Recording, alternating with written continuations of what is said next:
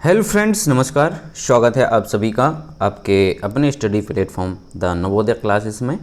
और जैसा कि कल आपका यूपी पुलिस का एग्ज़ाम है 17 फरवरी से, ठीक है, 17 और 18 में। तो ये आप लोगों के लिए हमारी तरफ से अंतिम क्लास है हिंदी की मैराथन, ठीक है। और आप सभी को बहुत बहुत शुभकामनाएं। आप लोग अपना पेपर अच्छे तरीके से दें, ठीक है। बिल्कुल कोई भी हड़बड़ाहट ना करें, ठीक है। बढ़िया कूल माइंड होकर अपना पेपर दें, ठीक है। और घबराने की कोई ज़रूरत नहीं है। आप लोगों की तैयारी बेहतरीन है, ठीक है। आपको ये मानकर चलना है कि मेरी तैयारी बेहतरीन है। और OMR वगैरह पर विशेष ध्यान दें। प्रवेश पत्र वगैरह ले जाना ना भूलें अपना, ठीक। जो मैंडेटरी चीज़ें हैं एक बार दिशा निर्देशों को अच्छे से पढ़ लें, ठीक। और चलिए, तो आप लोग इन्हीं सब बातों का विशेष ध्यान रखें। तो चलिए स्टार्ट करते हैं। और ये हमारी यूपी पुलिस के लिए अब ये अंतिम क्लास है, ठीक है। हिंदी की ये मैराथन रखी है हमने, तो आप सब लोग इसको देखकर ज़रूर जाएं। इसमें हमने पूरा कंप्लीट हिंदी को कवर किया हुआ है, ठीक है। तो सबसे पहले आप लोग चैनल को सब्सक्राइब कर लें यदि नए हैं तो, और वीडियो को लाइक करें। चलिए शुरू करते हैं, लेते हैं पहला प्रश्न। पहला प्रश्न है कि निम्नलिखित में अल्पप्राण व्यंजन कौन सा है? अल्पप्राण व्यंजन कौन सा है, ठीक। तो दोस्तों अल्पप्राण कौन से होते हैं, ठीक। अल्पप्राण कौन से होते हैं? तो हमारा जो ठीक है वर्ग विभाजन होता है व्यंजनों का, ठीक। वर्ग विभाजन में अल्पप्राण होते हैं हमारे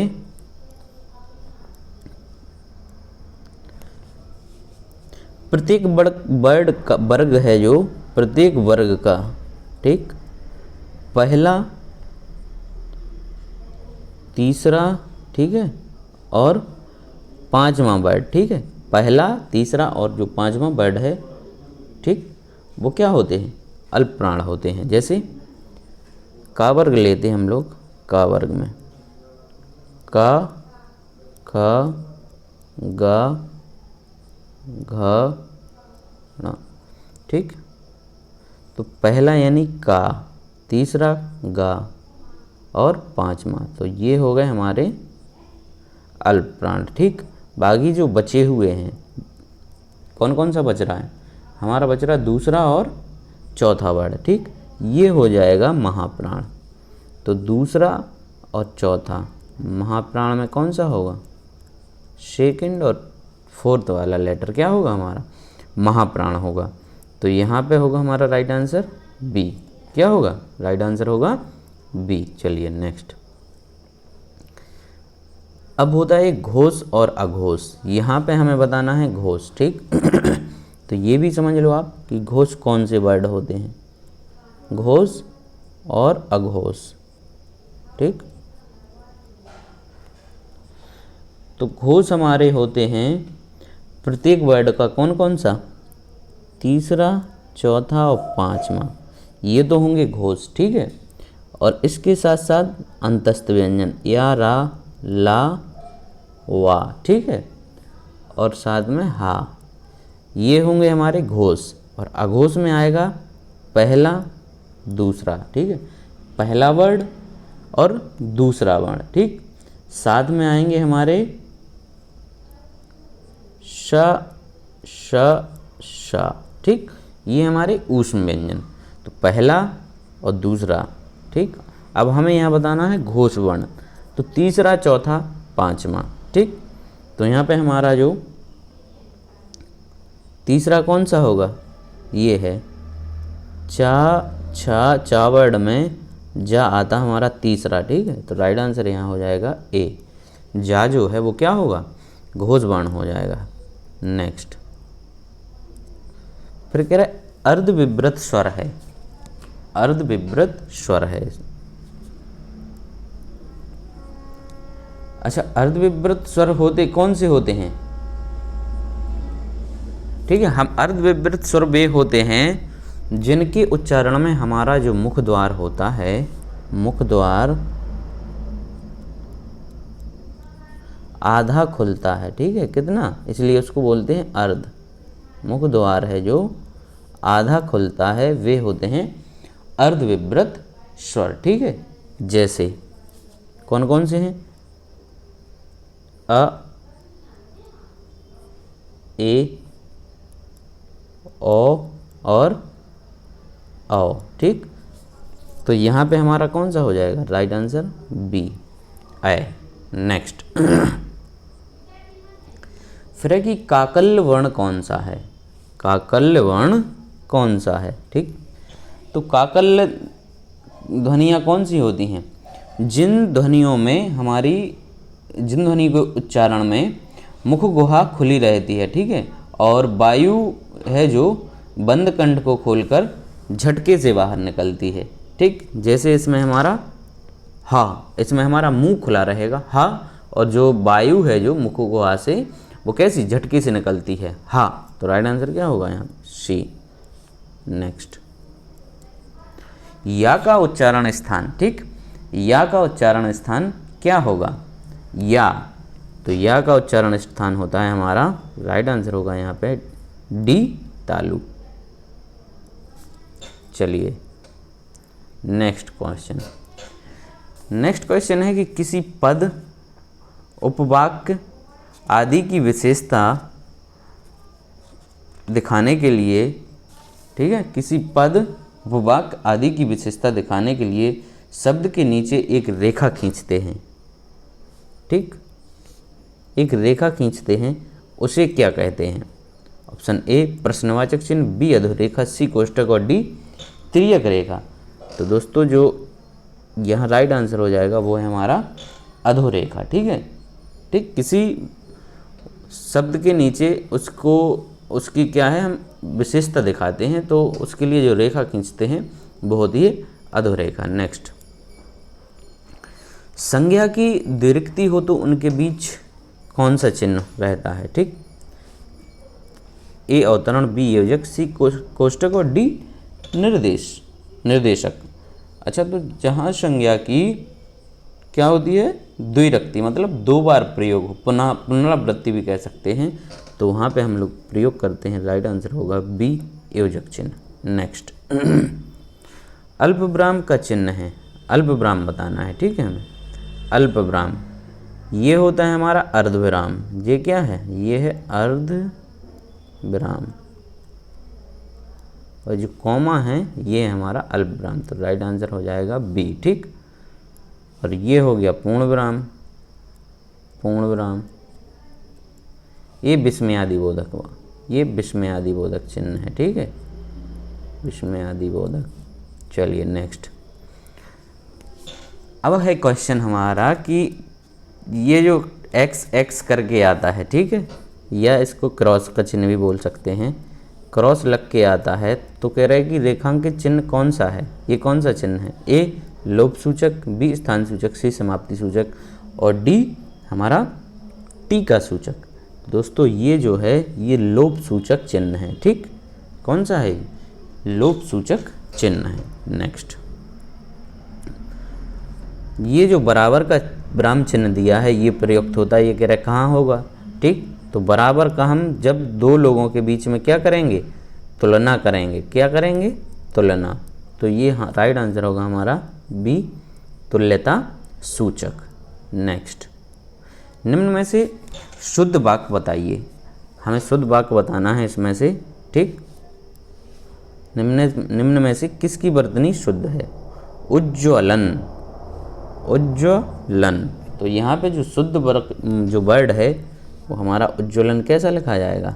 ए, ठीक है, उज्ज्वलन जी ऐसा लिखा जाएगा, ठीक, उज्ज्वलन, ठीक। नेक्स्ट निम्न में वर्तनी की दृष्टि से शुद्ध शब्द है, यहाँ किसकी वर्तनी है शुद्ध?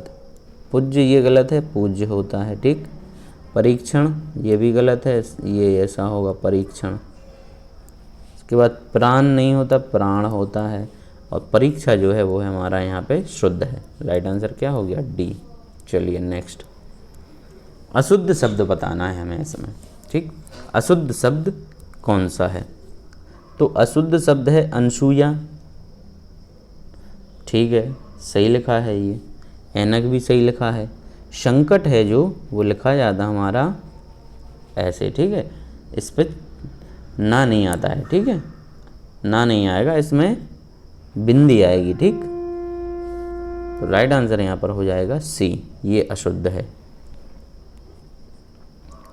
इसमें बताना हमें शुद्ध शब्द कौन सा है। शुद्ध शब्द कौन सा है? अनाधिकार, ये तो गलत है, ठीक। अनाधिकार ऐसा नहीं लिखा जाएगा, ठीक। इसके बाद अहिल्या, ये भी गलत है। अंतर्ध्यान, ये भी गलत है। राइट आंसर यहाँ पे हमारा हो गया डी, उपर्युक्त। अच्छा, अनाधिकार में अनाधिकार ऐसा लिखा जाएगा, ठीक है, अनअधिकार, इसमें ना बड़ा नहीं होगा। और अहिल्या में ये मात्रा नहीं लगती है, केवल अहल्या, ठीक, ये शुद्ध है अहिल्या में, ये नहीं है। और अंतर्ध्यान में होता है हमारा अंतर्धान, ठीक, ये शुद्ध है। नेक्स्ट, ये कह रहे हैं निम्नलिखित में से कौन सा शब्द वर्तनी की दृष्टि से शुद्ध शब्द है, ठीक। वर्तनी की दृष्टि से इसमें जो शुद्ध होगा हमारा प्रतिनिधि, ए वाला, ठीक, ए। राइट आंसर क्या हो जाएगा? ए। चलिए नेक्स्ट, ये कह रहे हैं कि लड़का है जो, लड़का में कौन सी संज्ञा है, ठीक, लड़का। तो संज्ञा जो होती है हमारी, संज्ञा किसी वस्तु, स्थान, प्राणी या भाव के नाम को हम लोग क्या कहते हैं? संज्ञा। अच्छा, ये संज्ञा के भेद दिए हैं। तो लड़का, लड़का एक जाति है, ये किसी प्रॉपर व्यक्ति के लिए नहीं कहा जा रहा है, ठीक है। प्रॉपर व्यक्ति के लिए कहा जाता है तो व्यक्तिवाचक होती है, ठीक। लेकिन यहाँ पे जो है राइट आंसर हमारा हो जाएगा बी, जातिवाचक संज्ञा। नेक्स्ट, निम्नलिखित में से कौन सा शब्द समूहवाचक संज्ञा नहीं है? तो इसमें से समूह हमारी सभा है समूह, कक्षा भी समूह है, भीड़ भी समूह है। राइट आंसर हो जाएगा डी, दौड़ जो है वो समूहवाचक संज्ञा नहीं है। नेक्स्ट, निम्नलिखित विशेषणों में से संज्ञा को पहचानिए। संज्ञा कौन सी है? इसमें हमें संज्ञा बतानी है। आसमानी, बी नियमित, सी पाश्चात्य और डी अनुशासन, ठीक। तो इसमें जो संज्ञा है वो है हमारा, राइट आंसर यहाँ हो जाएगा क्या होगा दोस्तों? डी, अनुशासन। राइट आंसर क्या है? डी, अनुशासन। फिर है कि स्वतंत्रता सबको प्यारी होती है, वाक्य के रेखांकित शब्द का भेद है, ठीक। अब ये जो स्वतंत्रता है ये बताना है कि इसमें कौन सी संज्ञा है। ए कह रहा है जातिवाचक, बी भाववाचक, सी गुणवाचक और डी इनमें से कोई नहीं। तो राइट आंसर यहाँ हो जाएगा हमारा बी, भाववाचक संज्ञा, ठीक है। स्वतंत्रता कैसी है? स्वतंत्रता सबको प्यारी है, ठीक है। स्वतंत्रता एक भाववाचक संज्ञा होती है, यानी वे शब्द जो किसी भाव, गुण, दशा आदि का बोध कराते हैं वहाँ क्या होती है? भाववाचक संज्ञा होती है। नेक्स्ट, गरीबों की सहायता करो। गरीबों की सहायता करो में गरीब शब्द क्या है? ये कह रहा है गरीब शब्द क्या है? ए विशेषण, बी विशेष, सी जातिवाचक संज्ञा और डी भाववाचक संज्ञा। तो यहाँ पर जो गरीब है क्या होगा? गरीब किसी का नाम तो नहीं है, ठीक, भाव भी नहीं है, विशेषण भी नहीं है। तो राइट आंसर है ये जातिवाचक संज्ञा है। क्या है?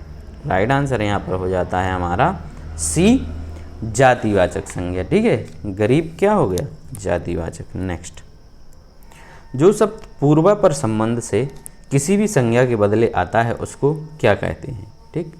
यानी संज्ञा के स्थान पर जो शब्द प्रयोग किए जाते हैं वो क्या कहलाते हैं?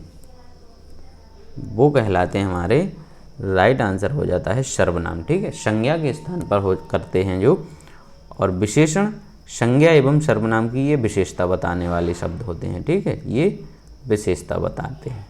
नेक्स्ट, हिंदी में कुल कितने सर्वनाम हैं? चलिए ये क्वेश्चन है कि हिंदी में कुल कितने सर्वनाम हैं। दोस्तों, हिंदी में जो सर्वनाम होते हैं वो हैं हमारे कितने? राइट आंसर यहाँ पर हो जाएगा सी, 11 होते हैं, ठीक। और एक चीज़ और, भेद अलग चीज़ है, ठीक है। सर्वनाम के अगर भेद पूछे, सर्वनाम के भेद, ये तो सर्वनाम की संख्या है, ठीक, कुल कितने हैं, जैसे मैं, तू, ये क्या है, ये सारे सर्वनाम हैं। मैं, तू, आप, यह, वह, जो, सो, कोई, कुछ, कौन और क्या, ठीक। ये हो गए सर्वनाम की संख्या। लेकिन यदि पूछा जाए क्वेश्चन कि सर्वनाम के भेद कितने होते हैं, तो भेद होते हैं 6, ठीक है। सर्वनाम के भेद कितने होते हैं? 6। कौन कौन से? पुरुषवाचक सर्वनाम, ठीक, निश्चयवाचक, निजवाचक, संबंधवाचक, अनिश्चयवाचक और प्रश्नवाचक। ये जो 6 हैं वो भेद हैं, और सर्वनाम की कुल जो संख्या है वो है 11। नेक्स्ट, फिर क्वेश्चन है कि आपकी सब राह देख रहे हैं, तो इसमें रेखांकित जो शब्द है आप, ये कह रहे हैं इसमें कौन सा सर्वनाम है? तो आप मतलब आप है जो, वो है हमारा राइट आंसर है यहाँ पे निजवाचक सर्वनाम। क्या हो जाएगा? डी, निजवाचक सर्वनाम। चलिए नेक्स्ट, निम्न में सर्वनाम शब्द कौन सा है? ठीक, जो शब्द संज्ञा के स्थान पर प्रयुक्त होते हैं। तो नींद तो नहीं है सर्वनाम, रोग नहीं है, सफाई नहीं है, कौन सा हो जाएगा? कौन, ठीक, कौन। राइट आंसर होगा हमारा यहाँ पर डी। नहीं, वीडियो को पूरा देखें, बहुत ही अच्छे अच्छे क्वेश्चन इसमें लिए गए हैं और कंप्लीट क्वेश्चंस हैं, ठीक। फिर कह रहे हैं कि कौन सा सर्वनाम का भेद नहीं है, ठीक। अभी हमने बताया सर्वनाम के 6 भेद होते हैं, ठीक। तो उसमें कौन कौन से बताए? हमने बताए थे पुरुषवाचक भी है, निजवाचक भी है, प्रश्नवाचक है, उसमें गुणवाचक नहीं होता है, ठीक। कौन कौन से? पुरुषवाचक, निजवाचक है, प्रश्नवाचक है, अनिश्चयवाचक है, संबंधवाचक है, ठीक, निश्चयवाचक है। ये हमारे 6 हैं। चलिए नेक्स्ट है कि गिलास में थोड़ा दूध है, वाक्य में रेखांकित शब्द किस विशेषण के किस भेद के अंतर्गत आएगा? थोड़ा, ठीक, थोड़ा में हमें विशेषण बताना है। तो थोड़ा मतलब ये क्वांटिटी से संबंधित है, मात्रा। थोड़ा क्या है? ये मात्रा है। तो यहाँ हो जाएगा हमारा राइट आंसर ए, परिमाणवाचक, ठीक है। संख्यावाचक में यदि कोई संख्या होती, ठीक। नेक्स्ट है कि निम्नलिखित शब्दों में से विशेषण को पहचानिए। विशेषण कौन सा है इसमें? अच्छा, विशेषण वे शब्द जो संज्ञा एवं सर्वनाम की विशेषता बताते हैं वो विशेषण कहलाएंगे। ए मजहब, बी नैतिक, सी पीड़ा और डी अज्ञान। तो यहाँ पर जो है विशेषण होगा हमारा नैतिक। राइट आंसर क्या होगा? बी, नैतिक। नेक्स्ट, स्त्री का विशेषण है। स्त्री है जो शब्द, उसका विशेषण क्या होगा? तो स्त्री का विशेषण होता है स्त्रैण। राइट आंसर हो जाएगा यहाँ पे डी। क्या होता है? स्त्रैण। नेक्स्ट, वह बहुत मधुर गाता है। इनमें से प्रविशेषण शब्द का चयन कीजिए। अच्छा, प्रविशेषण क्या होते हैं? जो किसकी? विशेषण की विशेषता बताते हैं। जो शब्द विशेषण की विशेषता बताते हैं वो प्रविशेषण होता है, ठीक है। अब यहाँ पे जो विशेषण है मधुर, ठीक, मधुर है विशेषण, लेकिन विशेषण की भी विशेषता क्या है? बहुत, ठीक, कि वह बहुत मधुर गाता है। तो राइट आंसर यहाँ पर हो जाएगा हमारा बी। क्या होगा? बी। नेक्स्ट क्वेश्चन है, उत्कर्ष एक कुशाग्र विद्यार्थी है। यहाँ कुशार्ग कौन सा विशेषण है? ठीक, तो कुशार्ग कौन सा विशेषण होना चाहिए? कुशार्ग विद्यार्थी है, ठीक। तो राइट आंसर होगा यहाँ पे कुशार्ग क्या होगा? ये गुणवाचक विशेषण होगा। क्या होगा? गुणवाचक। चलिए आगे बढ़ते हैं। नेक्स्ट है, क्रिया के मूल रूप को क्या कहते हैं? क्रिया के मूल रूप को ए पद, बी रूप, सी धातु और डी शब्द। तो क्रिया के मूल रूप को कहा जाता है दोस्तों धातु। राइट आंसर है सी। नेक्स्ट, राम सो रहा है। इस वाक्य में कौन सी क्रिया है? ये कह रहे अकर्मक, बी सकर्मक, सी प्रेरणार्थक और डी जो कह रहे हैं कि द्विकर्मक। ठीक, अच्छा तो क्रिया के जो हमारे भेद दिए हैं, ठीक, अकर्मक, सकर्मक, प्रेरणार्थक और द्विकर्मक। तो जिस क्रिया में, ठीक है, मतलब या जिस वाक्य में, ठीक है, जिस वाक्य में क्रिया का जो फल है कर्ता पर ही पड़े वहाँ पर अकर्मक क्रिया होती है। ठीक है, बोले मतलब यहाँ पर जैसे राम सो रहा है, राम सो रहा है, तो सोने का जो प्रभाव है किस पर, राम पे ही पड़ रहा है, तो यहाँ पर हो जाएगी हमारी अकर्मक क्रिया। ठीक है, क्या हो जाएगी, अकर्मक क्रिया हो जाएगी। नेक्स्ट, निम्न में प्रेरणार्थक क्रिया क्या है। ठीक, तो प्रेरणार्थक क्रिया होती है सकर्मक तथा अकर्मक दोनों क्रियाओं द्वारा बनी होती हैं प्रेरणार्थक क्रियाएं। ठीक, तो यहाँ पे जो राइट आंसर होने वाला है हमारा वो है राइट आंसर सी। क्या है राइट आंसर, सी। ठीक है, राइट आंसर क्या होगा, प्रेरणार्थक क्रिया में, और जहाँ वाना वाना करके प्रत बोल भी लगे रहते हैं, प्रत, वहाँ भी प्रेरणार्थक क्रिया हो जाती है। नेक्स्ट है दो प्राणियों तथा वस्तुओं के बीच तुलना की जाती है। ठीक है, तो क्रिया किस रूप में दिखाई देती है। अच्छा, दो प्राणियों या वस्तुओं के बीच में जब तुलना की जाएगी तो क्रिया जो होती है वो होती है उत्तरावस्था में। राइट आंसर क्या होगा, सी, उत्तरावस्था। ठीक है, विशेषण की ना 3 अवस्थाएं होती हैं। कौन कौन सी, मूल अवस्था होती है, उत्तरावस्था होती है और उत्तम अवस्था होती है। ठीक, अच्छा, मूलावस्था में क्या होता है, मूलावस्था जो है, ठीक है, ये हमारी मूलावस्था में विशेषण है जो वो सामान्य रूप से प्रयोग होते हैं। यहाँ पर सामान्यता इनका प्रयोग किया जाता है, किसी के बीच में कोई तुलना नहीं की जाती। ठीक, और जो उत्तरावस्था है उसमें 2 व्यक्ति हुआ या प्राणी हुआ, इनके बीच में तुलना दिखाई जाती है। ठीक, तुलना की जाती है। जैसे राम श्याम से अधिक सुंदर है, तो सुंदरता की जो इसमें तुलना की जा रही है। ठीक है, अब एक को इसमें श्रेष्ठ बता दिया जा रहा है।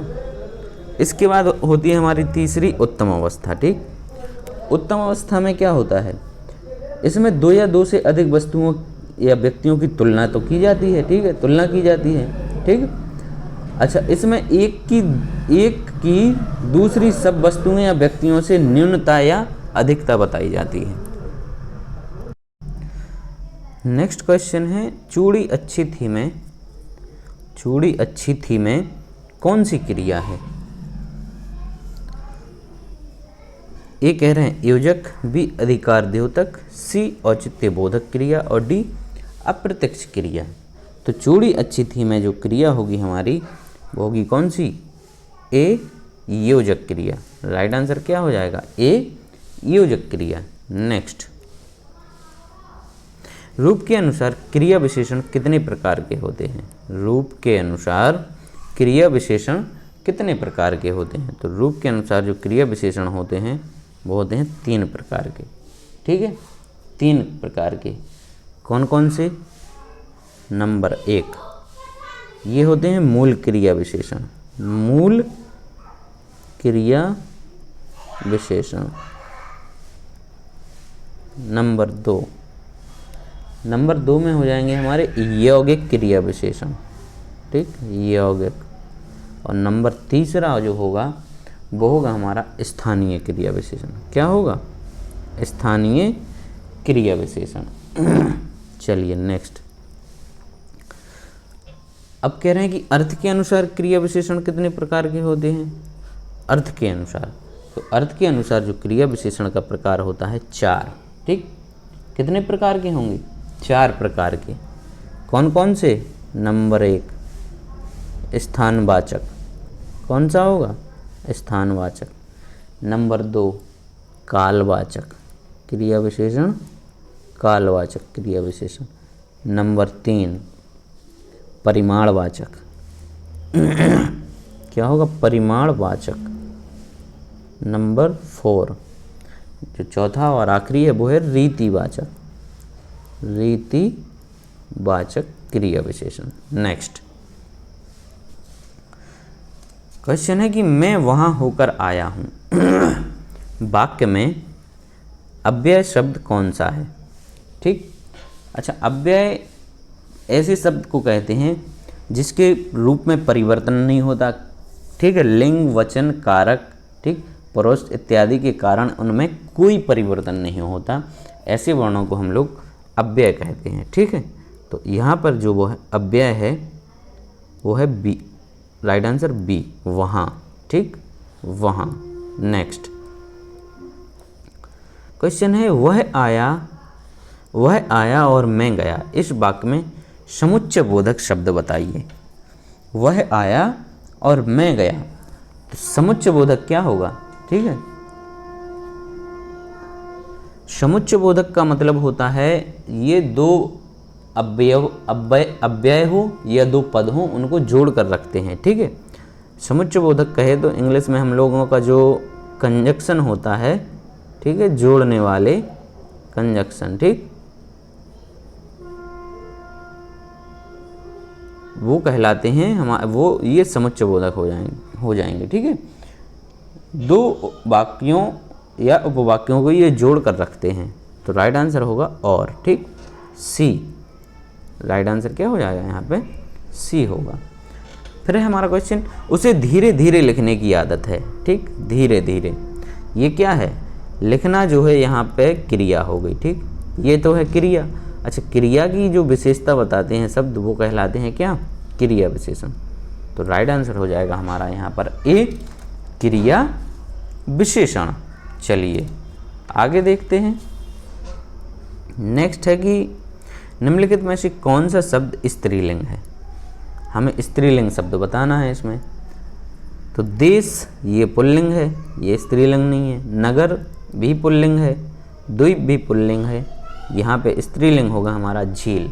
अच्छा, हम पता कैसे करते हैं इनको कि कौन सा पुल्लिंग है और कौन सा स्त्रीलिंग है? तो दोस्तों हम इसको क्या वाक्य में प्रयोग करके देख लेते हैं। ठीक, वाक्य में प्रयोग करके देख लेंगे। ठीक, तो हमें पता चल जाएगा कि स्त्रीलिंग है कि पुल्लिंग है। ठीक, जैसे निम्न में से कौन सा पुल्लिंग है? पुल्लिंग है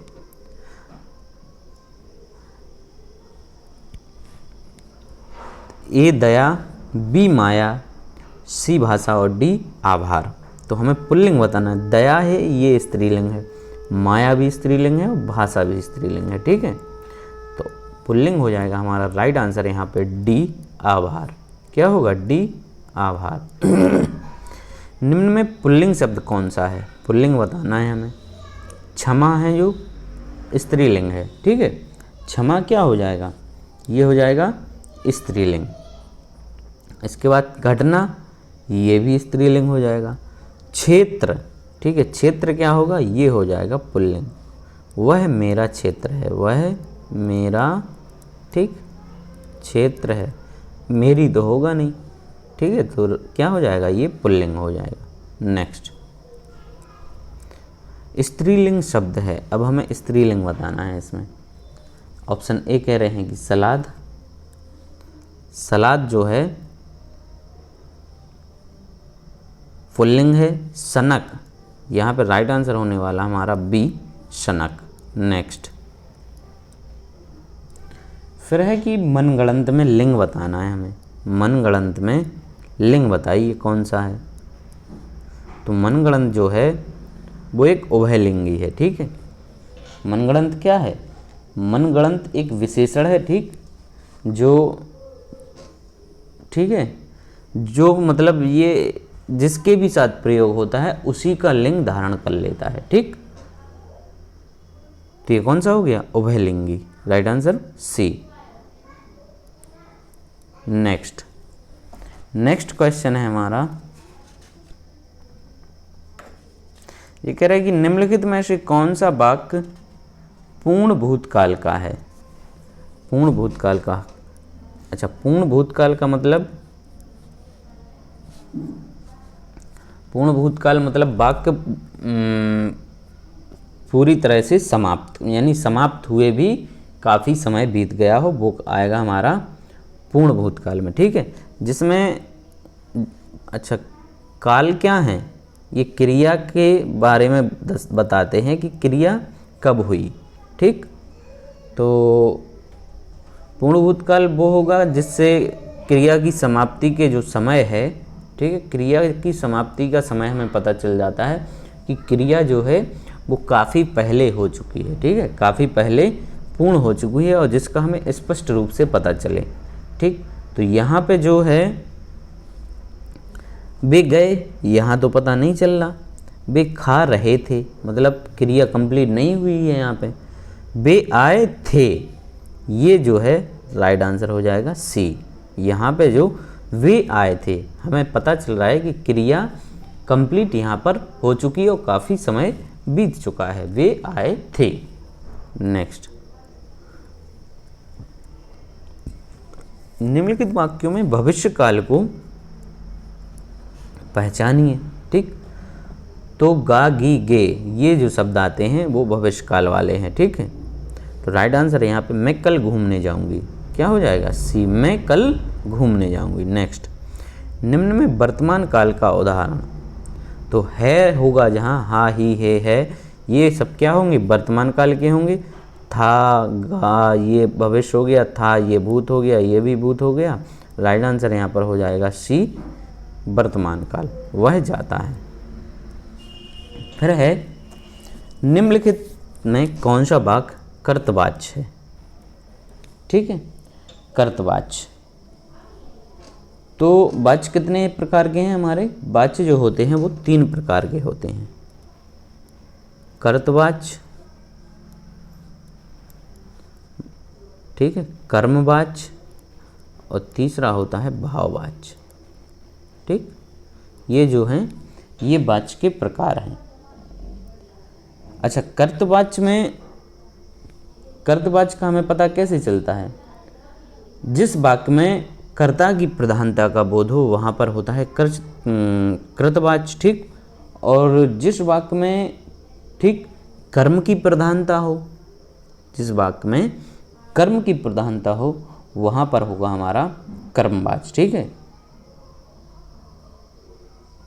और जहाँ भाव की प्रधानता हो, ठीक, जिस वाक्य में भाव की प्रधानता हो वो हो जाएगा हमारा भाववाच्य। ठीक, भाववाच्य में अक्सर हमारे नेगेटिव वाले, जिसमें नकारात्मक शब्द होते हैं। ठीक, क्या होते हैं?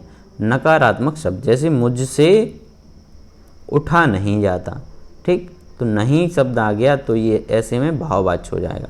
हमें यहाँ पे बताना है कर्तवाच्य। ठीक, क्या बताना है? कर्तवाच्य। तो यहाँ पर जो प्रभाव है वो कर्ता पर पड़ने वाला है। अध्यापक ने विद्यार्थियों को पाठ पढ़ाया। ठीक है, क्या होगा? अध्यापक ने विद्यार्थियों को पाठ पढ़ाया।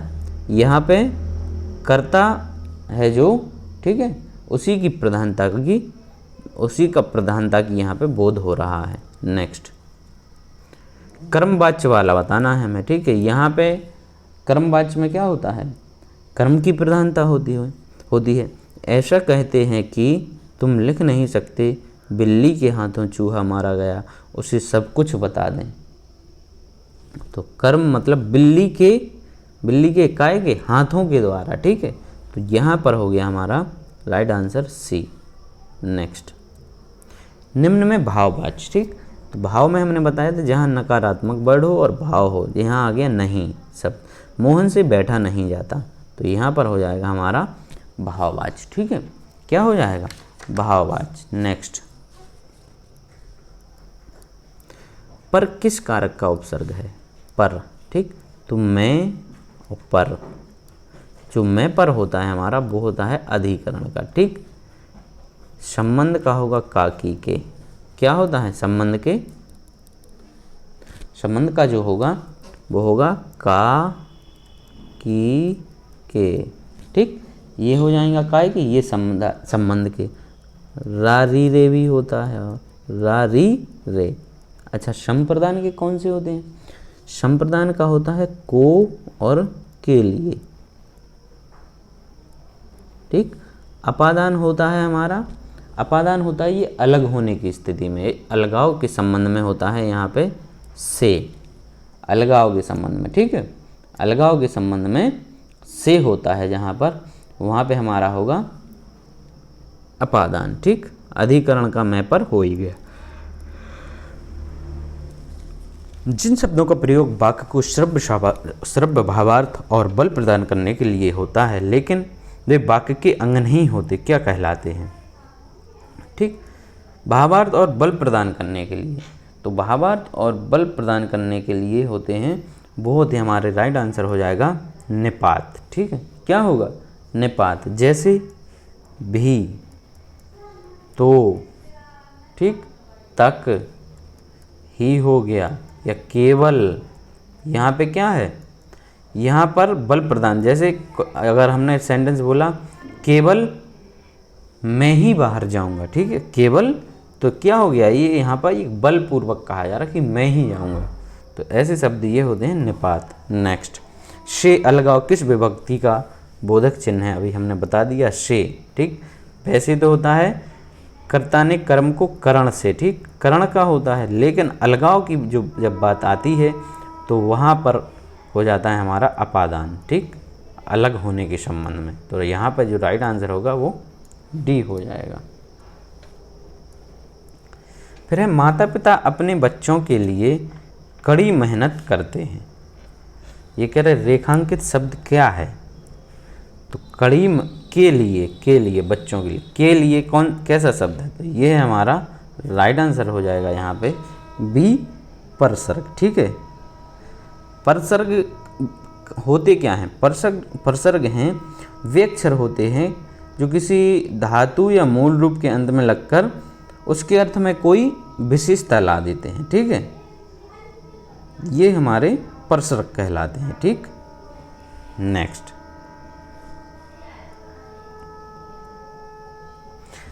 फिर है क्वेश्चन की निम्नलिखित में से कौन सा शब्द तत्सम है? ऑप्शन ए कह रहे हैं कि छाया, बी छाता, सी छेद और डी छुरी। ठीक, तो तत्सम बताना है। अच्छा, तत्सम वे शब्द जो संस्कृत भाषा से ज्यों के त्यों हिंदी में शामिल कर लिए हैं। ठीक, तो यहाँ पर जो राइट आंसर हो जाएगा वो है ए, छाया। बाकी छाता, छेद, छुरी ये तद्भव है। ठीक है, ये क्या है? तद्भव। नेक्स्ट, निम्नलिखित में कौन सा शब्द तत्सम है? तत्सम यहाँ पे क्या होगा? माँ तद्भव है, मछली तद्भव है। ठीक, माँ नहीं है तत्सम, मछली भी नहीं है, केला भी नहीं है। राइट आंसर हो जाएगा यहाँ पे अमूल्य जो है वो कैसा है? तद्भव। चलिए नेक्स्ट क्वेश्चन, ये काफ़ी शानदार क्वेश्चन है। कारज, जो कारज है ये किस प्रकार का शब्द है? तो कारज है, ए कह रहे तत्सम, बी अर्ध तत्सम, सी तद्भव और डी देशज। तो ये जो है राइट आंसर यहाँ पर होने वाला है बी, अर्ध तत्सम। ठीक, अच्छा, अर्ध तत्सम, ठीक, वे शब्द हैं जो आधुनिक भाषा काल में सीधे संस्कृत से लिए गए हैं और सामान्य भाषा में प्रयुक्त होने के कारण इनमें थोड़ा सा परिवर्तन हो गया है। ठीक है, कैसा? थोड़ा सा परिवर्तन हो गया, तो वो कहलाएंगे अर्ध तत्सम। ठीक है, चलिए आगे बढ़ते हैं। नेक्स्ट है पनही शब्द का तत्सम रूप है। पनही का जो तत्सम है वो हमें बताना। ठीक है, पनही एक तद्भव है, इसका जो तत्सम होता है वो होता है, यहाँ पर राइट आंसर हो जाएगा डी, क्या होगा? उपान है। ठीक है, नेक्स्ट, फिर है कि निम्नलिखित में कौन सा शब्द तद्भव है? तद्भव बताना है यहाँ पर हमें। तो तद्भव जो है पहले ही हो गया पंख। पंख कैसा है? तद्भव। बाकी ये तत्सम, ये भी तत्सम और कार्य भी तत्सम। नेक्स्ट, उस विकल्प का चयन करें जो दिए गए शब्द का तद्भव रूप है। तद्भव बताना है अट्टालिका। अट्टालिका कैसा है? ये तत्सम है, तो इसका तद्भव है जो राइट आंसर ए हो जाएगा अटारी। नेक्स्ट, फिर है कि कर्म का तद्भव शब्द बताइए। कर्म का तद्भव शब्द बताइए। ठीक, तो कर्म कैसा है? ये तत्सम है, कर्म जो है तत्सम है, इसका तद्भव होगा ऑप्शन नंबर ए, काम। ऑप्शन नंबर ए, काम। क्वेश्चन है कि हाथी किस प्रकार का शब्द है? हाथी, ए कह रहे हैं तत्सम, बी तद्भव, सी देशज और डी विदेशज। तो जो हाथी है वो कैसा है? तद्भव होता है। ठीक है, हाथी कैसा होता है? तद्भव। अच्छा, इसका तत्सम क्या होता है हाथी का? हाथी का जो तत्सम होता है वो होता है हस्ती। क्या होता है? हस्ती होता है। चलिए नेक्स्ट। फिर है कि निम्न में से कौन सा शब्द देशज है? निम्न में से कौन सा शब्द देशज है? तो देशज है जो हमारा, इसमें बी वाला ऑप्शन घोड़ा। राइट आंसर क्या हो जाएगा? बी। घोड़ा कैसा है? देशज है। जिन शब्दों की उत्पत्ति का पता नहीं चलता है, जिन शब्दों की उत्पत्ति का पता नहीं चलता है उन्हें कहा जाता है, क्या कहा जाता है? तो उन्हें कहा जाता है देशज। ठीक, जिन शब्दों की हमें उत्पत्ति का पता नहीं है तो हम लोग मानते हैं कि ये हमारे ही देश में प्रयुक्त हो रहे शब्द हैं, तो ऐसे शब्दों को कहा जाता है देशज कहा जाता है। ठीक है, क्या कहा जाता है? देशज। Right answer B. नेक्स्ट, निम्न में से कौन सा शब्द विदेशज है? ठीक, विदेशज वो जो विदेशी भाषाओं से लिए गए हों। ठीक, ए रिक्शा, बी जूता, सी तेंदुआ और डी नव। तो जो रिक्शा है यहाँ पर राइट आंसर हो जाएगा ए। ठीक है, रिक्शा है, ये क्या है? ये विदेशज शब्द है। ठीक है, और ये कहाँ का है? ये एक जापानी शब्द है। ठीक है, रिक्शा कैसा है? जापानी शब्द है। नेक्स्ट, नेक्स्ट क्वेश्चन है, उत्पत्ति के आधार पर शब्दों के 4 भेद किए गए हैं। ठीक, चलिए ये कह रहे हैं निम्न में से कौन सा भेद गलत है? ठीक, तो उत्पत्ति के आधार पर शब्दों के 4 भेद हैं, ये तो सही बात है। कौन कौन से हैं? तत्सम है, तद्भव है, ठीक, विदेशी हैं, और चौथा जो होता है वो होता है देशज। तो यहाँ पे कौन सा नहीं है? राइट आंसर हो जाएगा सी, यौगिक है जो वो उत्पत्ति के आधार पर यहाँ शब्द का भेद नहीं है। नेक्स्ट क्वेश्चन, निम्न में योग ऋण शब्द है। अच्छा, योग ऋण क्या कहलाते हैं? वे शब्द जो यौगिक तो होते हैं, ठीक है, कैसे होते हैं?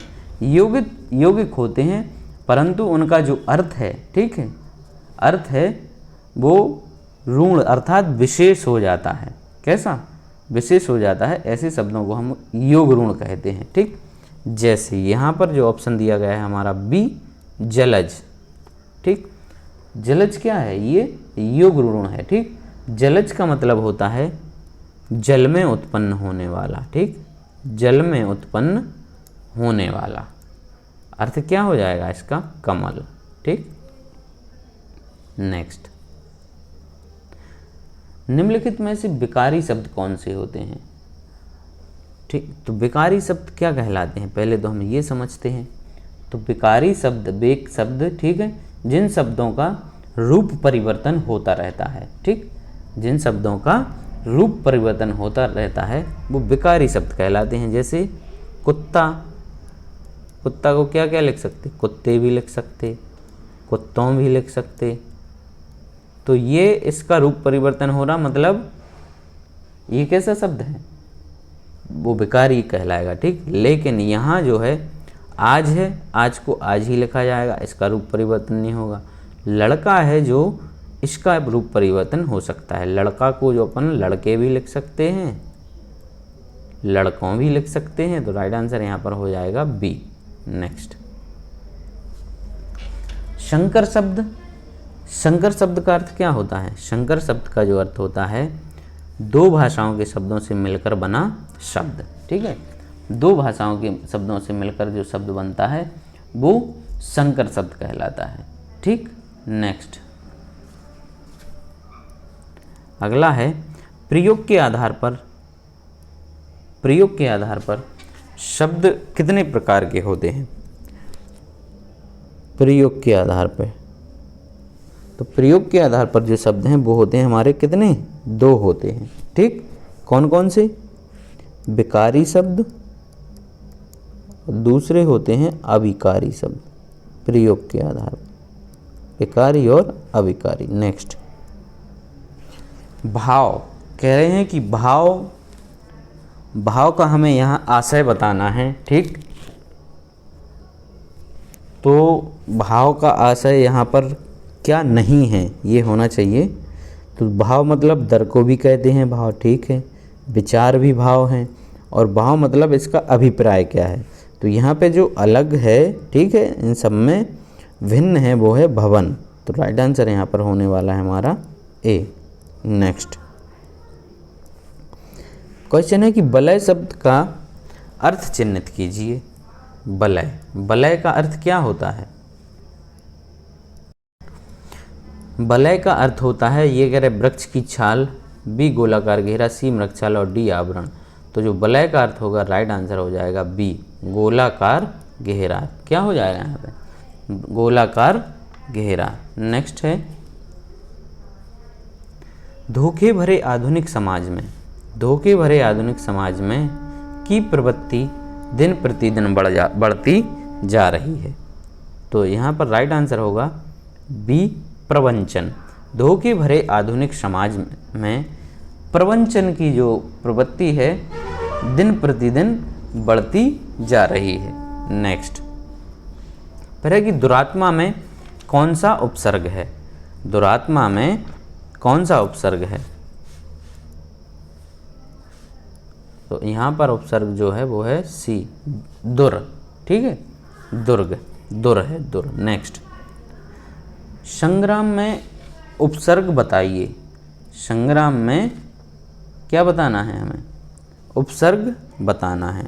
तो सम धन ग्राम, इसका विच्छेद करेंगे, सम धन ग्राम, तो उपसर्ग क्या होगा? सम। Right answer B. नेक्स्ट, हमें अपशब्द नहीं बोलना चाहिए। व्याकरण की दृष्टि से रेखांकित शब्द क्या है? अपशब्द क्या है? तो यहाँ पर जो अपशब्द है वो है राइट आंसर हो जाएगा सी उपसर्ग। क्या है? उपसर्ग है। नेक्स्ट क्वेश्चन है, आंशिक शब्द में प्रत्यय क्या है? आंशिक शब्द में तो अंश धन एक, क्या होगा? अंश धन एक, प्रत्यय क्या आ रहा? एक। राइट आंसर हो जाएगा सी। नेक्स्ट,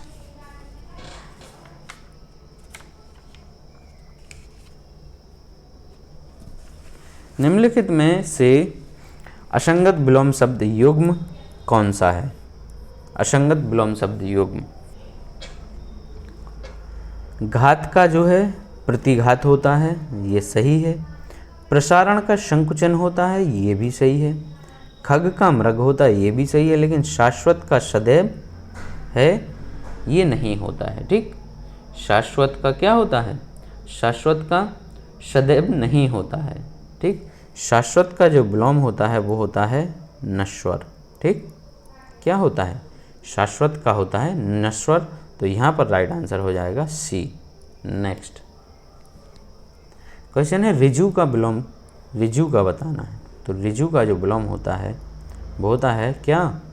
राइट आंसर होगा डी, ऋजु का विलोम वक्र। ऋजु का विलोम क्या होता है? वक्र। नेक्स्ट, कर्कश का विलोम। ठीक, कर्कश का विलोम, कर्कश का जो विलोम होता है वो होता है मधुर। जैसे कर्कशवाणी और मधुरवाणी, कर्कशवाणी और मधुरवाणी। तो राइट आंसर यहाँ हो जाएगा सी। नेक्स्ट, उचित विलोम शब्द का चयन कीजिए। क्वेश्चन है, अर्वाचीन का विलोम बताना है हमें। तो अर्वाचीन का होता है, राइट आंसर हो जाएगा यहाँ पर बी प्राचीन। क्या होता है अर्वाचीन का? प्राचीन। चलिए नेक्स्ट क्वेश्चन है,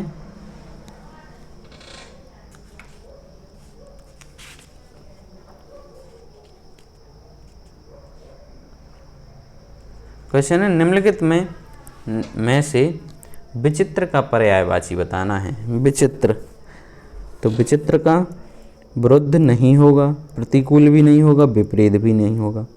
ये तो तीनों विरुद्ध, प्रतिकूल और विपरीत, ठीक, ये एक ही है। बाकी यहाँ जो विलक्षण है वो राइट आंसर हो जाएगा, ठीक है, सी।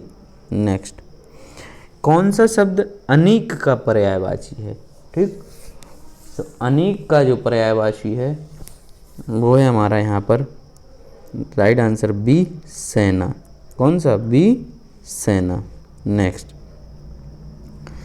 निम्नलिखित में से समानार्थी जोड़ी को स्पष्ट कीजिए। समानार्थी जोड़ी, ठीक, समान अर्थ होना चाहिए, जैसे पार्वती और माहेश्वरी, यही हो गया हमारा ऑप्शन सही, ए वाला। पार्वती और जो माहेश्वरी हैं वो समानार्थी शब्द हैं। नेक्स्ट, कौन सा शब्द अंधकार का पर्यायवाची नहीं है? अंधकार का तम है, अंधेरा है, तिमिर है।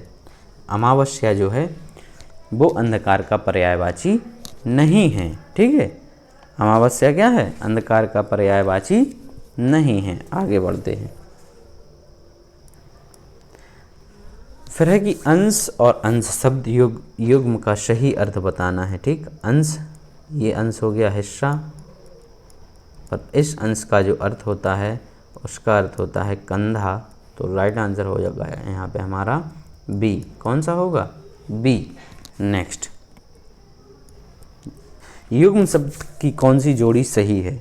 युग्म शब्द की कौन सी जोड़ी सही है?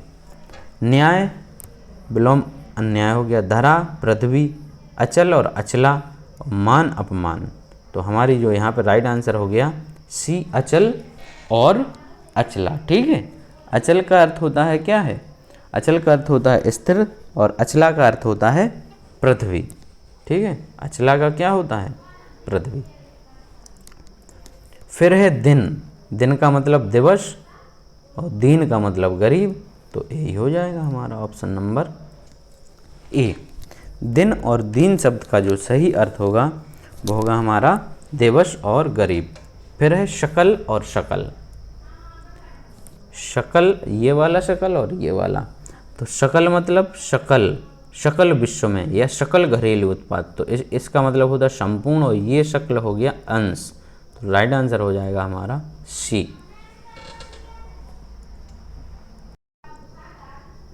पुस्तकालय में कौन सी संधि है? पुस्तकालय में कौन सी संधि है? ठीक, तो पुस्तकालय में है हमारी दीर्घ संधि, दीर्घ स्वर संधि, राइट आंसर हो जाएगा ए। नेक्स्ट, दो वर्णों के मेल से होने वाले विकार को या परिवर्तन को क्या कहते हैं? दो वर्णों के मेल या विकार से होने वाले परिवर्तन को हम संधि कहते हैं। क्या कहते हैं? संधि, राइट आंसर ए। नेक्स्ट, कला प्रवीण में कौन सा समास है? कला प्रवीण, ठीक, समास का विग्रह करेंगे तो कला प्रवीण, कला में प्रवीण क्या आएगा? कला में प्रवीण, ठीक, तो जिसमें में आ जाएगा वहाँ पर क्या होगा? तत्पुरुष समय, ठीक है। कारक के चिन्ह आते हैं, यहाँ कारक चिन्ह आए वहाँ क्या कौन सा होगा समास? तत्पुरुष समास। नेक्स्ट, जिन सामसिक शब्दों में पहला पद संख्या को व्यक्त करता है, संख्या की बात हो गई, तो वहाँ पे जो कौन सा समास आएगा? संख्या वाले में आता है द्विगु समास। फिर कह रहे हैं जिनमें कर्मधारय समास का उदाहरण होता है, विग्रह करने पर है जो आए, है जो, ठीक, है जो आता है तो वो हमारा कर्मधारय समास होता है, तो यहाँ पे हम प्रसखा है राइट आंसर, ठीक है। प्रसखा का जो विग्रह करेंगे, प्रसखा का प्रिय सखा, ठीक, प्रसखा मतलब प्रिय सखा, प्रिय है जो सखा, वो क्या कहलाएगा? प्रसखा। नेक्स्ट है यथासंभव में कौन सा समास है? तो यथासंभव में है हमारा, कई बार क्वेश्चन को पढ़ा है, अव्ययीभाव समास, right answer A. Next,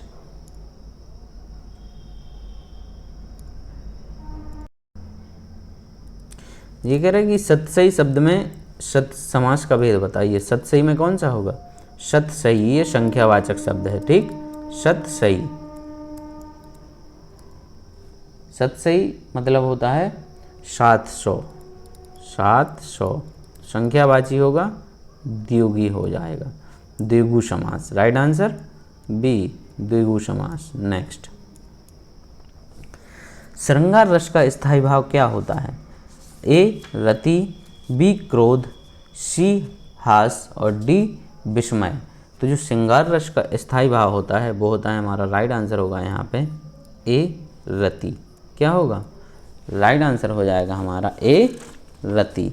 next question,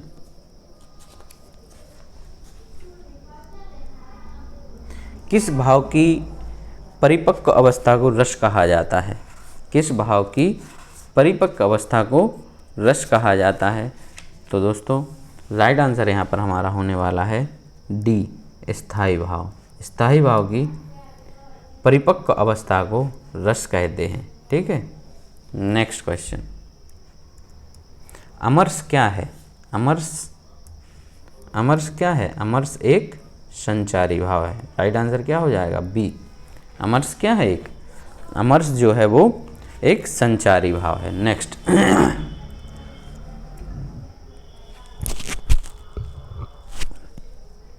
मेरे तो गिरधर गोपाल दूसरो ना कोई, जाके सिर मोर मुकुट मेरो पति सोए।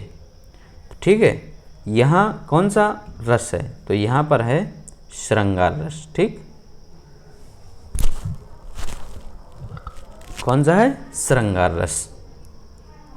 नेक्स्ट है, किस छंद में 26 मात्राएं होती हैं तथा 14-12 पर यति होती है? ठीक, 26 मात्राएं जो होती हैं वो होती हैं किस में? गीतिका में। ठीक, किस में होती हैं? गीतिका। Right answer C.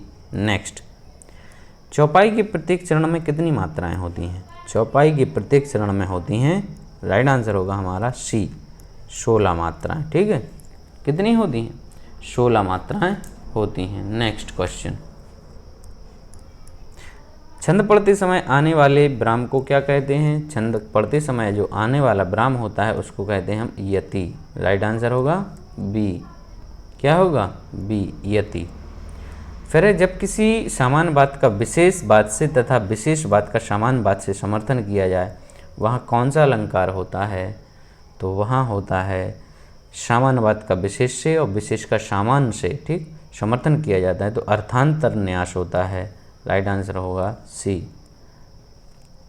नेक्स्ट, जैते तुम तारे तैते नभ में ना तारे। ठीक, जैते तुम तारे तैते नभ में ना तारे, मतलब जैसा तुमने तारा है वैसे तो नभ में भी तारे नहीं है। यहाँ तारे तारे जो शब्द है 2 बार प्रयोग हुआ, लेकिन दोनों बार इसका शब्द के अर्थ क्या है? अलग अलग हो। तो ठीक है, एक ही शब्द के जब 2 बार, एक ही शब्द है जो 2 बार प्रयुक्त हो रहा है, 2 या 2 से अधिक बार, और उसका अर्थ अलग अलग हो तो वहाँ पर होता है हमारा यमक अलंकार। ठीक है। नेक्स्ट, दीप सा मंजल चुका है, इसमें वाचक चिन्ह, वाचक शब्द क्या है? सा। वाचक चिन्ह क्या है? वाचक जो शब्द है वो है सा। और अलंकार कौन सा होगा यहाँ पे? अलंकार होगा उपमा। सा सी से ये जो वाचक शब्द आते हैं वहाँ पर उपमा अलंकार होता है। नेक्स्ट, चरण कमल बंदो हरिराई। ठीक है, चरण कमल बंदो हरिराई में कौन सा अलंकार है? यानी भगवान के जो चरण हैं वो किसके? कमल के समान हैं। ठीक, तो यहाँ पर हो जाता है, राइट आंसर होगा सी, रूपक अलंकार। क्या होगा? सी, रूपक अलंकार। नेक्स्ट, फिर है कि पापी मनुज भी आज मुख से राम नाम निकालते हैं। इस पंक्ति में अलंकार है तो इसमें है विरोधाभास अलंकार। कौन सा होगा? विरोधाभास अलंकार। नेक्स्ट है मल्लार अलापना। मल्लार अलापना, ए अपनी ही बड़ाई करते रहना, बी व्यर्थ की आशा पर प्रसन्न रहना, सी चैन से जिंदगी काटना और डी झूठी बातें उड़ाना। तो सी चैन से जिंदगी काटना मल्लार अलापना का उचित अर्थ होगा। नेक्स्ट, आग लगने पर कुआं खोदना लोकोक्ति का सही अर्थ है। ठीक, मतलब जब संकट आ गया तब हम बचाव के लिए सोच रहे, पहले से सोच के नहीं रखा है। यहाँ पर हो जाएगा हमारा बी। राइट आंसर क्या होगा? बी। नेक्स्ट है, सदा एक समान रहने पर लोकोक्ति प्रयुक्त होती है। सदा एक समान मतलब सावन हरे ना भादों सूखे। ना सावन में हरे हो रहे ना भादों में सूख रहे, मतलब सदी एक से हैं। फिर है क्वेश्चन, पत्थर को झोंक नहीं लगती का अर्थ होगा, इसका अर्थ होगा हड्डी पर कोई प्रभाव नहीं पड़ता है। ठीक है, राइट आंसर डी, हड्डी पर कोई प्रभाव नहीं पड़ता है। नेक्स्ट, अंडे का शहजादा, शहजादा होना, इसका अर्थ होता है अनुभवहीन व्यक्ति। ठीक है, कैसा, अनुभवहीन व्यक्ति। राइट आंसर क्या हो जाएगा, डी, अनुभवहीन व्यक्ति। चलिए नेक्स्ट क्वेश्चन, निम्नलिखित में से कौन सी पत्र की विशेषता नहीं है, पत्र की विशेषता कौन सी नहीं है इनमें। तो राइट आंसर यहाँ होने वाला है हमारा, पत्र में संक्षिप्तता होती है, क्रमबद्धता होती है और विनयशीलता होती है, प्रेषक नहीं। ठीक है, नेक्स्ट, जब कोई सरकारी पत्र, ज्ञापन या कार्यालय ज्ञापन एक साथ अनेक प्रस्तुतियों को भेजा जाए तो उसे क्या कहते हैं, तो ऐसे पत्र को हम लोग कहते हैं, राइट आंसर होता है हमारा यहाँ पर डी, परिपत्र। क्या कहते हैं, परिपत्र कहते हैं। चलिए नेक्स्ट, नेक्स्ट है कि अधिसूचना का प्रयोग किस क्षेत्र में नहीं किया जाता है, अधिसूचना का प्रयोग किस क्षेत्र में नहीं किया जाता है, तो राइट आंसर हो जाता है हमारा यहाँ पे सी, कर्तव्य के क्षेत्र में अधिसूचना का प्रयोग नहीं किया जाता है। फिर है क्वेश्चन, पूर्वी हिंदी विकसित हुई है। ठीक, पूर्वी हिंदी ये किस अपभ्रंश से विकसित हुई है, तो जो पूर्वी हिंदी है वो हुई है मागधी अपभ्रंश से विकसित। किससे हुए है, राइट आंसर है बी, अर्धमागधी अपभ्रंश से। नेक्स्ट, किस बोली में न परसग लगाया जाता है, किस बोली में न परसग लगाया जाता है, तो दोस्तों राइट आंसर है खड़ी बोली में। राइट आंसर क्या हो गया, बी, खड़ी बोली में। ठीक, जैसे देख लो शब्द मैंने, तूने, हमने, इसमें लग रहा न प्रत। ठीक, तो ये खड़ी बोली के शब्द हैं। नेक्स्ट है, हिंदी का प्रथम समाचार पत्र कौन सा था, तो हिंदी का जो प्रथम समाचार पत्र था वो था उदंत मार्तंड। ठीक, ये था उदंत मार्तंड। ठीक, और इसकी जो शुरुआत हुई थी वो हुई थी 30 मई 1826 को। ठीक, 30 मई 1826 को। नेक्स्ट, कामायनी के रचनाकार कौन है, कामायनी के रचनाकार कौन हैं, तो कामायनी के रचनाकार हैं दोस्तों, राइट आंसर हो जाएगा डी, जयशंकर प्रसाद। कौन है, D, Jaishankar Prasad. Next question है कि जयद्रथ वध, जयद्रथ वध किसकी रचना है, ए, जयशंकर प्रसाद, बी, सूर्यकांत त्रिपाठी नरला, सी, मैथिली शरण गुप्त और डी, महादेवी वर्मा। तो जो जयद्रथ है वो है, राइट आंसर है यहाँ पर सी, मैथिली शरण गुप्त की। किसकी है, मैथिली शरण गुप्त। नेक्स्ट, सूरसागर की रचयिता कौन है, सूरसागर के रचयिता कौन है, ए, विद्यापति, बी, जयदेव, सी, तुलसीदास और डी, सूरदास। तो यहाँ पर जो है सूरसागर के रचयिता हैं, राइट आंसर हो जाएगा डी, सूरदास। फिर है ठेठ हिंदी का ठाठ, ठेठ हिंदी का ठाठ किसकी रचना है, तो ठेठ हिंदी की ठाठ है अयोध्या सिंह उपाध्याय हरिओंध। ठीक है, ये काफ़ी बार आता है क्वेश्चन, अयोध्या सिंह उपाध्याय हरिओंध। ठीक, इसके बाद एक चंद्रधर शर्मा गुलेरी। ठीक, इनका भी आता है, इनकी जो एक फेमस कृति है वो थी उसने कहा था। ठीक है, उसने कहा था, ये अपनी इस रचना के लिए प्रसिद्ध हैं। तो इसी के साथ आज का हमारा हिंदी का सेशन ख़त्म होता है। आई होप कि आप लोगों को अच्छा लगा हो। थैंक यू, और चैनल को सब्सक्राइब करना ना भूलें।